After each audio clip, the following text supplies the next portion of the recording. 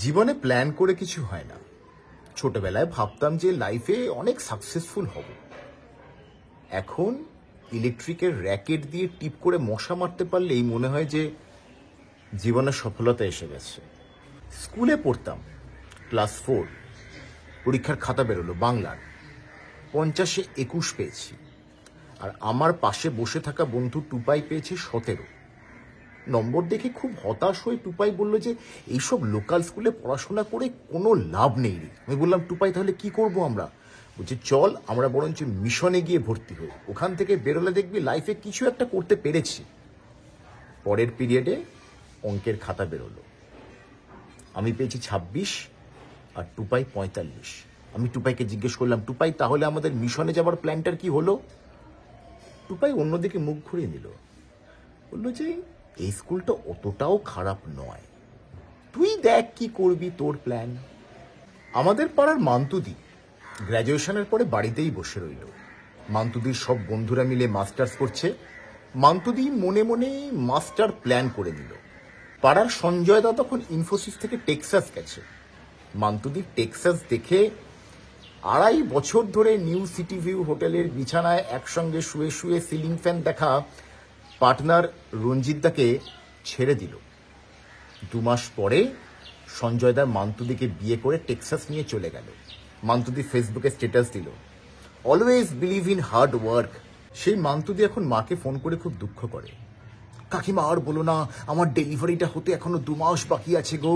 ট্রাম্পের জন্য বোধহয় আমার বাচ্চাটা আমেরিকার সিটিজেনশিপ পাবে না। ইস, ওর গা থেকে আমি হাওড়া হাওড়া গন্ধটা কেমন করে দূর করব বলো তো? মান্তুদির মাস্টার প্ল্যান আর ঘাটালের মাস্টার প্ল্যান আদৌ কি সফল হবে? যাদবপুরের দিগন্তদা ইরাকে মার্কিন সাম্রাজ্যবাদের বিরুদ্ধে কলেজ স্ট্রিটে মিছিল করত। কফি হাউসের 3 ভাগ জল আর 1 ভাগ কফি খেতে খেতে দিগন্তদা জুনিয়রদেরকে বোঝাতো যে পুঁজিবাদ আর পুঁজ দুটোকে সময়ের মধ্যে বের করে দিলে তবেই আরাম। দিগন্তদার বক্তৃতা আর কফি হাউসে ওয়েটার কাকুদের কতক্ষণ বসে থাকবে অ্যাটিটিউডে অনুপ্রাণিত হয়ে আমিও কেএফসি আর পেপসি ছেড়ে আলাকিয়েভ আর ভত্তা খাওয়া শুরু করলাম। বুকে ব্যথা হলে ডাক্তারবাবুর কাছে গেলাম। ডাক্তারবাবু আমার ব্লাড রিপোর্ট দেখে মাথা নেড়ে বললেন যে বুকের অবস্থা তো ভালো নয়। আমি উৎসাহিত হয়ে বললাম যে জানি ডাক্তারবাবু, জানি, আসলে বিপ্লব স্পন্দিত বুকে মনে হয় আমি লেনিন। ডাক্তারবাবু মাথা নেড়ে বললেন যে ওটা লেনিন হবে, তোমারটা কোলেস্ট্রল। আমি এখন শিবপুরে বসে কোলেস্ট্রল কমানোর জন্য রোজাভেল খাই, আর দিগন্তদা সাম্রাজ্যবাদ ভুলে গিয়ে এখন সিয়াটেলে সেটেলড। পাড়ার সত্যিনাথ কাকা সিঙ্গুর থেকে ন্যানো তাড়াবে বলে কালীঘাটে গিয়ে অনশন করবার কোর্স করেছিলেন।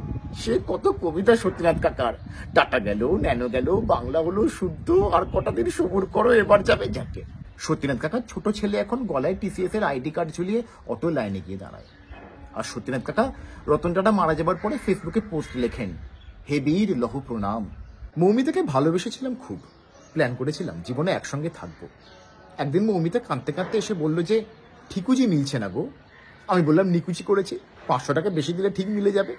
গেলাম জ্যোতিষীর কাছে। জ্যোতিষী বললেন যে আর একটা ছেলে নাকি মৌমিতার সঙ্গে এসে 1000 টাকা বেশি অফার করেছিল। বুঝলাম মৌমিতা এখন ডবল টাইমিং করছে, সকালে মোহনবাগান, রাত্রিবেলাতে ইস্ট বেঙ্গল।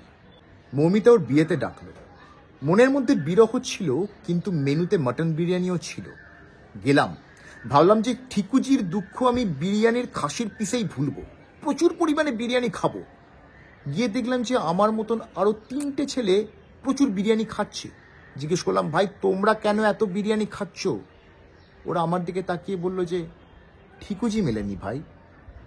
সেদিনকে আমি বুঝতে পারলাম যে মৌমিতাকে আমি ভুল বুঝেছি। ও ডাবল টাইমিং করেনি, একসঙ্গে 4-5 জনকে টাইমিং করছিল। আমার ভাই ক্লাস 3-তে পরীক্ষায় ফার্স্ট হয়েছিল। সবাই ভেবেছিল যে এই ছেলে বংশের ইতিহাস পাল্টে দেবে। ভাই মাধ্যমিকে ইতিহাসে 33 পায়, কিন্তু দেশের ইতিহাসটাও পাল্টে দিয়েছে।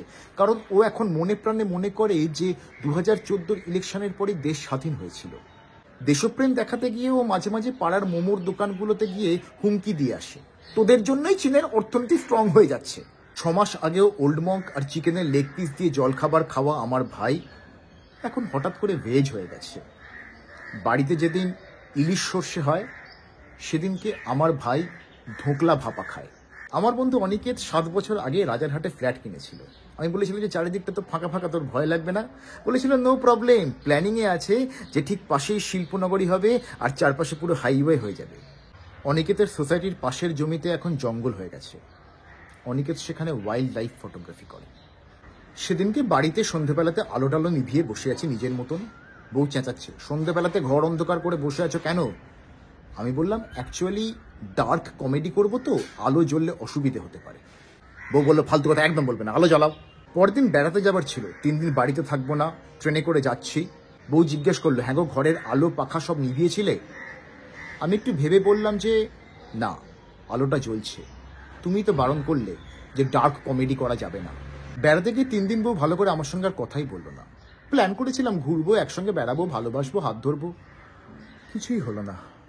লাইফে প্ল্যান করে কিছু হয় না।